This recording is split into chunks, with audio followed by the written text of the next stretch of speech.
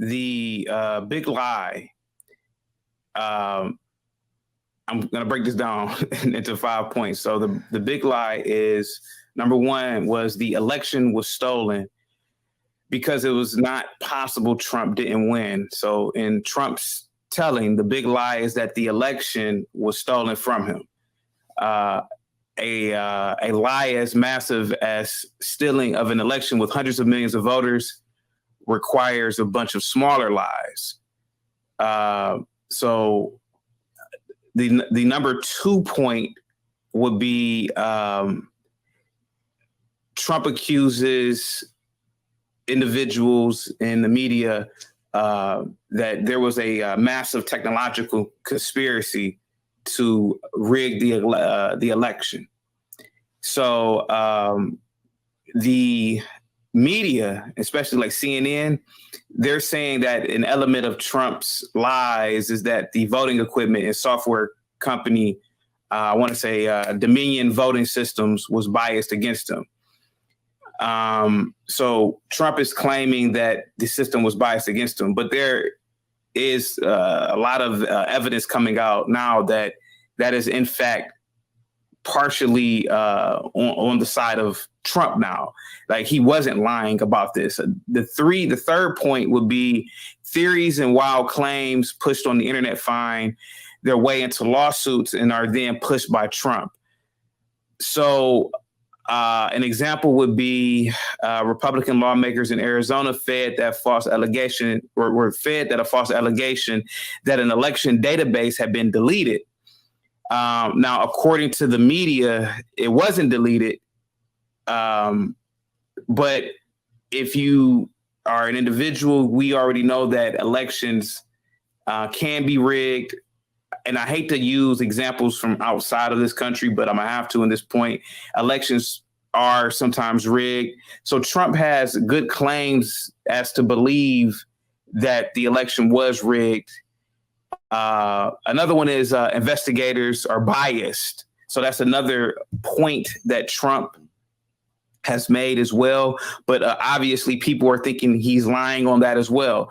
So just as recounts that found no change to the election results were labeled by Trump as frauds and hoaxes, a review of the January 6th insurrection launched after his election. Now they're calling it lies, can only be slanted.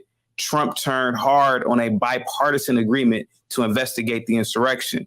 So basically in this, the idea is that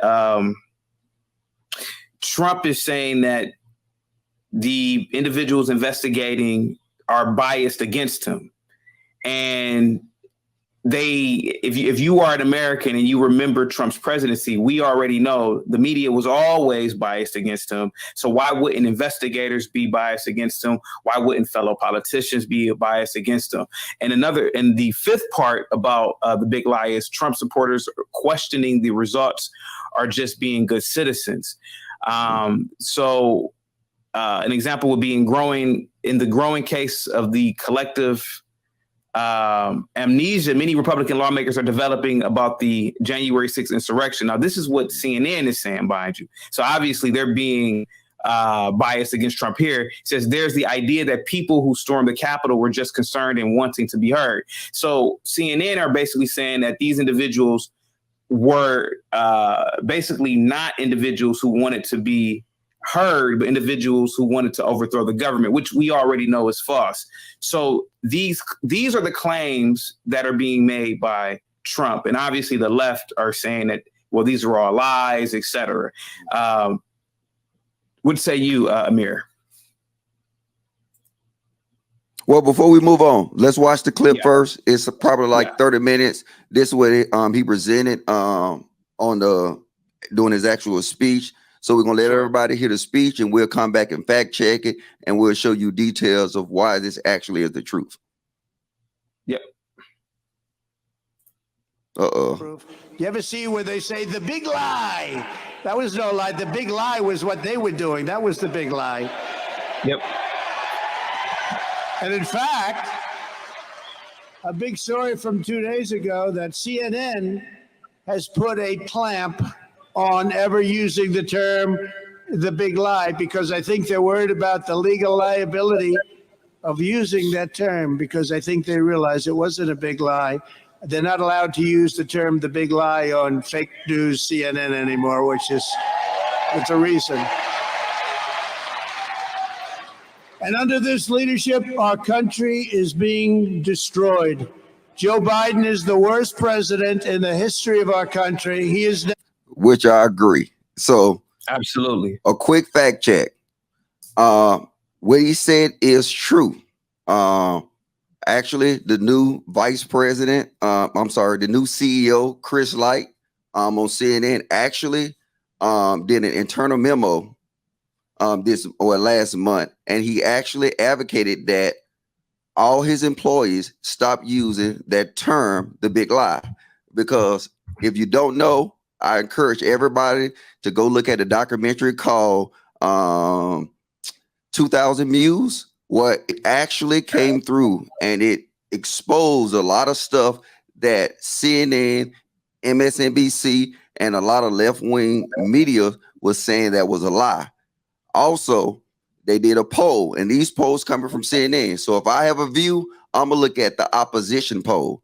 The poll that came in from CNN, the initial poll that was done in January said that 59% of Americans believe and they had confidence that the election was done correctly. And then it was only 40% that lacked confidence in elections.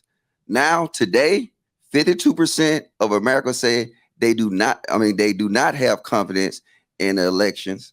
And then 49% say they do. So we send a big twist. With all this information coming out, a lot of resources, a lot of data from people like, and I'm going to give them a shout out, people like Steven Crowder, who called it out up front. Yeah. He did independent investigations. If you haven't, go check out Steven Crowder video where he actually was going to Las Vegas and seeing that the places that people was voting from didn't even exist. It was an investigation done in Arizona. A lot of people was doing investigation on this. So the whole concept of the big lie that was pushed by left-wing media and CNN turned out to be now what Donald Trump said is legal ramifications behind it now. Because what they did is they constantly not only silenced the president of the United States, but they silenced the American people. And then that also, just like Chaotic said, it kind of spearheaded to the bigger picture on January 6th. We're not going to really go into January 6th on this panel. We're going to kind of keep it to the end. But Ameera, do you got anything to add to the information that we just covered within the speech and the details I just gave? I think you guys have a lot of valid points as well. There were a few things that I wanted to bring up regarding, oh my goodness, not full screen. Okay, there were a few points that I wanted to bring up. There were a lot of anomalies in that election. Let's just say that. One of them being that there were EBB envelopes that were originally sent into the Maricopa County. Now, this has to do with Maricopa County, the county that actually did a recount. There were 34,448 duplicates from 17,126 unique voters. So that's impossible if it's an actual valid election. I shouldn't say like that. There were 2,580 scribbles in signature regions. There were blanks of duplicates being stamped as verified and approved. There were ballots that were duplicates being approved. 3 ballots sent in by the same person, which happened very often, and 2 out of those 3 were approved. There were also, there was an original count of 26,965, but there should have been 27,869. 29,000 is what showed up. So that's how many more? That's 4,000 more out of the suspicious ballots. Also, there were cybersecurity issues like crazy and especially in that one county. Now, they were only doing a recount on that one county. Imagine how many other counties had the same thing or worse happening. I have more information, but I'll leave that for later. All right. Hey, Cal, do you got anything to add? Yeah, I do have a lot to add. We have to, we have to remember this. We are in and I hate to be long-winded, but you're asking about, well, you're not asking, you were talking about in the video when he was saying that President Biden is the worst president ever. Now we weren't alive in the 1800s, in the early 1900s, But we do know this. We do know that Biden's presidency, in terms of inflation, has been nicknamed Bidenflation. Think about that for a minute. Bidenflation, which has crippled the American people's personal finances. Check this out. Inflation accelerated to 7.5% in January.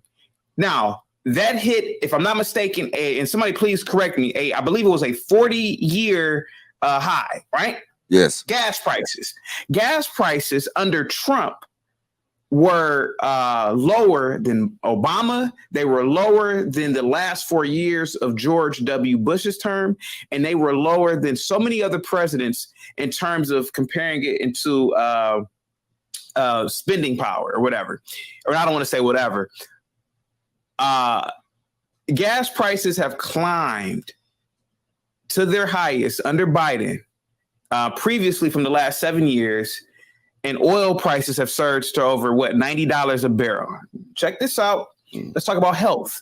Medicare Part B premium increase in 2022 to its biggest premium prices ever.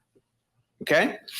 We're not even going to talk about, which I am going to talk about. We're not even going to talk about Biden's disaster, his disaster plan in Ukraine, sending over billions upon billions upon billions of dollars in aid to a country, literally to a country that we have no really interest in. The last time I checked, Ukraine is not a part of NATO. So why on earth is Biden sending over billions of dollars to this country while people in this country are suffering from homelessness, while people in this country are suffering from poverty, homelessness, and I already mentioned inflation. People could barely drive to work now. So we're not even going to mention, I think people are forgetting even the pullout in Afghan. Yeah, Biden wasn't prepared to pull out in Afghan. Yeah, we gonna get into all that. Sorry.